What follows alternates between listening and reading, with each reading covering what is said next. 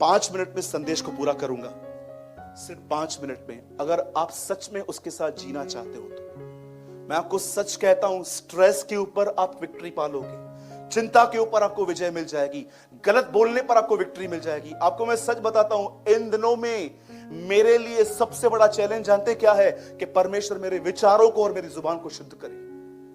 मैं दिन रात प्रभु से कहता हूं, प्रभु मैं बिल्कुल यशायाह नबी की तरह हूं जो हमेशा लोगों को हाय हाय देता था, लेकिन एक दिन उसने तुझे देखा और 6 अध्याय में उसने तुझे देखा और कहा हाय मुझ पर, और 7 अध्याय में उस व्यक्ति ने कहा एक कुंवारी गर्भवती होगी। अब वो यीशु के लिए बात कर रहा था। मैं आपको बताना चाहता हूं, सुनिए, अगर आप यीशु के साथ जीना चाहते हो तो मैं आपको 2 चीजें बताता हूं। ये 2 चीजें आप एवरी डे प्रैक्टिकल करो। मैं आपको सच कहता हूं, आपके अंदर एक फ्रेशनेस आ जाएगी। दिबू भाई, मैं पढ़ रहा था, वो मन्ना जो ऊपर से गिरता था 24 घंटे के बाद वो सड़ता था, पर वही मन्ना जब तंबू में अंदर रखा जाता था वो सड़ता नहीं था। आप में से कितने लोग ये बात जानते हैं? एवरी डे ऊपर से मन्ना गिरता था इजरायलियों के लिए।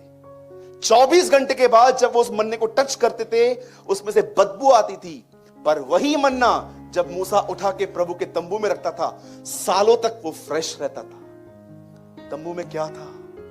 उसकी हुजूरी, उसकी उपस्थिति होती थी वहां पर।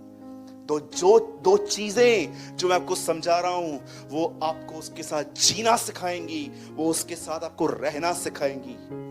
मेरे भाइयों और बहनों सुनो, अपने जीवन में प्रार्थना को महत्व दो। याद रखो, परमेश्वर का एक सिद्धांत है, वो उन्हें ही भरता है जो उससे बात करते हैं। यीशु ने कहा तुम्हें मांगने पर पवित्र आत्मा क्यों न मिलेगा।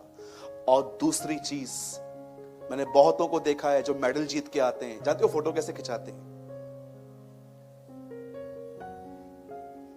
ये क्या है?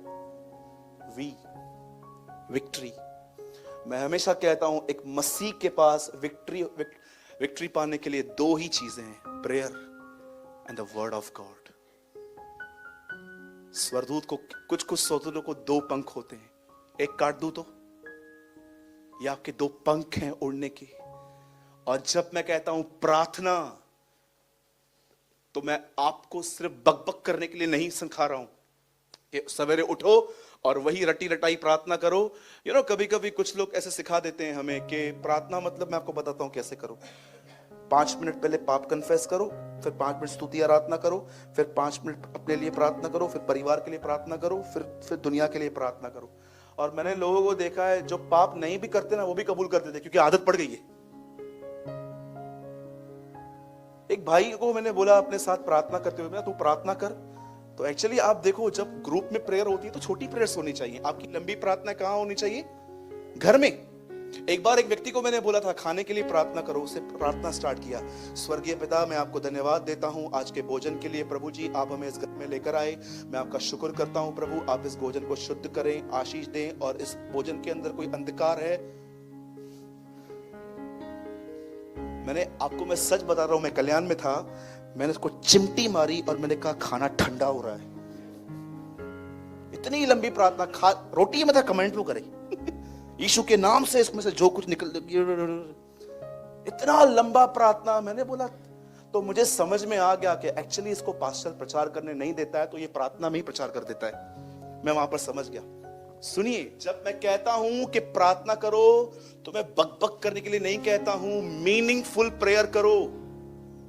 मुझे एक बात बताइए, यहां देखिए, अगर आप में से कोई पिक्चर पे जाता है और आप किसी का प्रचार सुनते हो तो, और आप देखते हो ही इज अनॉइंटेड पर्सन, उसके ऊपर एक अभिषेक है, आप मुझे बताइए, पवित्र आत्मा को यह बोलेगा अभिषेक मांग, कि प्रभु आपको यह कहेगा कि इस पिक्चर देखने की लस्ट को निकालने के लिए दुआ कर? आपके अंदर लस्ट है और आप अभिषेक मांग रहे हो। बकवास प्रार्थना है ये सब। मीनिंगफुल प्रेयर, यीशु ने कहा अन्य जातियों की तरह बकबक मत करो। इंग्लिश में लिखा है डोंट रिपीट मीनिंगलेस प्रेयर्स। तुम्हें जिस चीज की जरूरत है मुद्दे पर आओ। आप में से कितने लोग ये बात जानते हैं, जब पतरस डूब रहा था तो पतरस ने डूबते समय ऐसा कहा, इब्राहिम, इसहाक और याकूब के परमेश्वर, मैं आपको धन्यवाद करता हूं कि आप मुझे लेकर आए, अब मुझे बचा लो। अरे सीधे से उसने कहा, मुझे बचा। यीशु ने उसको क्या किया? क्या यीशु उसको पैर रख के बोला, तेरे को मना किया था हवा को मत देख, वो गार्डन में गिर गया था हवा से, तू इसको देख के गिर गया। यीशु ने ऐसा कहा? एक था, उसने भी हवा की सुनी थी गार्डन में, वो भी गिरा, तू भी गिरा, अब पूरा ही डूब। क्या यीशु ने ऐसा कहा? भाइयों, हवा को देखने वाले सब डूबे। सुनिए, मैं क्या समझाने की आपको कोशिश कर रहा हूं। क्या यीशु ने इसको क्या कहा? उसने यीशु को क्या, हे प्रभु, मुझे मीनिंगफुल टॉक करो खुदा के साथ। जो आपके अंदर है उसे बताओ, प्रभु इसका बिहेवियर मुझे तंग करता है, प्रभु मुझ पर दया कर, मैं टीवी से चिपका रहता हूं, मुझे निकाल। मीनिंगफुल बात करो प्रभु से, अननेसेसरी टॉक मत करो, कुछ नहीं होगा। क्या कहा प्रभु ने? इनका विश्वास है, इनके बहुत बोले जाने से इनकी प्रार्थना सुनी जाती है, ये उनका ट्रस्ट है। मीनिंगफुल बात करो। मैं कई बार जब प्रभु के सामने रहता हूं, मैं मीनिंगफुल बात करता हूं। प्रभु, मैं आपको बताना चाहता हूं मैं कैसा व्यक्ति हूं। मेरी कलीसिया मुझे बहुत धर्मी समझती है, पर प्रभु मैं उतना धर्मी नहीं हूं जितना मुझे लोग समझते हैं। मैं ऑनेस्टली खुदा को कहता हूं, ये मैं आपके सामने भी कहता हूं। हो सकता है आप में से मुझे बहुत सारे लोग सोचते हो कि मैं बहुत स्पिरिचुअल हूं, नहीं हूं। मैं, मुझसे भी गुनाह होता है, मैं भी कभी कभी अपना गुस्सा, मैं भी गुस्सा कर देता हूं। पर एक चीज जो मुझ में है, अगर पवित्र आत्मा मुझे मेरा गुनाह दिखाता है, 100% मान लेता हूं कि हां, ये मैं हूं, मुझे माफ कर। अपने जीवन में प्रार्थना को महत्व दो और अपने जीवन में परमेश्वर के वचन को महत्व दो। मैं एक आखिरी वर्ड खुलवा के मैं इसको बंद कर रहा हूं। But the last word, Joshua 1:8। सब देखिए यहां पर क्या लिखा है।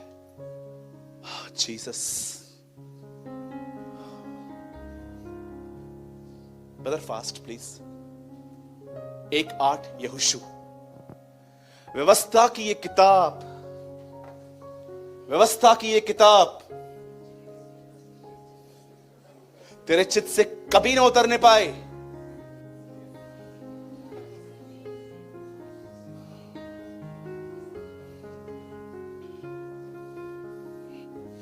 व्यवस्था की ये पुस्तक तेरे चित्त से ना उतरने पाए। डूब इसमें। कितने लोग हैं यहां पर? मैं आपको कहना चाहता हूं, मैं खुदा तेरा शुक्र करता हूं कि तूने मुझे इस तरह बनाया।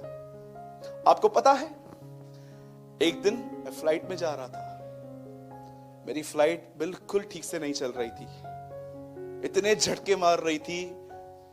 मुझे समझ में आ गया कि मैं खराब मौसम को फेस कर रहा हूं।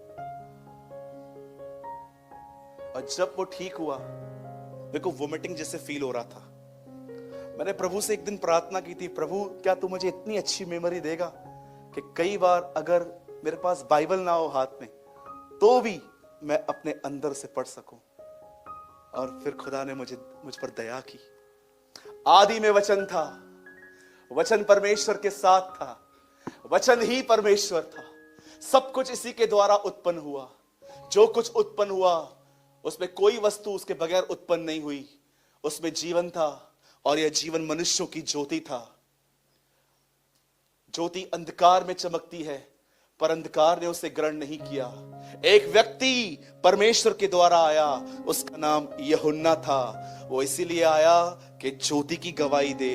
वह ज्योति जो हर मनुष्य को प्रकाश देती है। वह अपने ही घर में आया, पर उसके अपनों ने उसे ग्रहण न किया।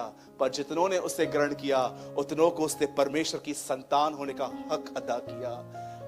मैं प्रभु को कह रहा था, एक समय ऐसा आया, मैंने बाइबल खोली नहीं, मैंने उसको मन में पढ़ना स्टार्ट किया। ये रटा हुआ नहीं है मुझे,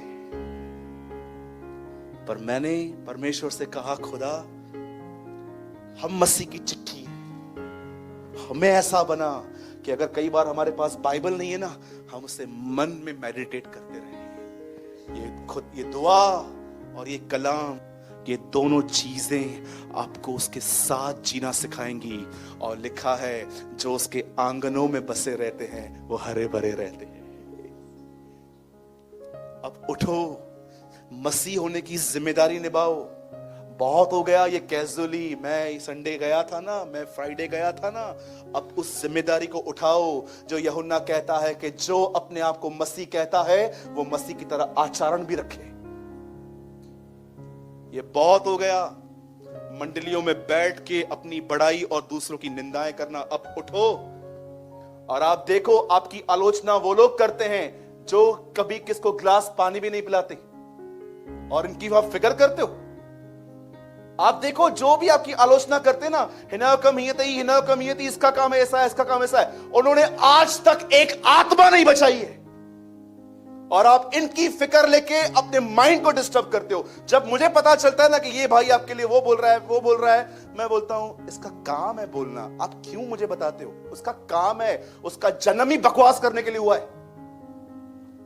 एक बार मैंने अपना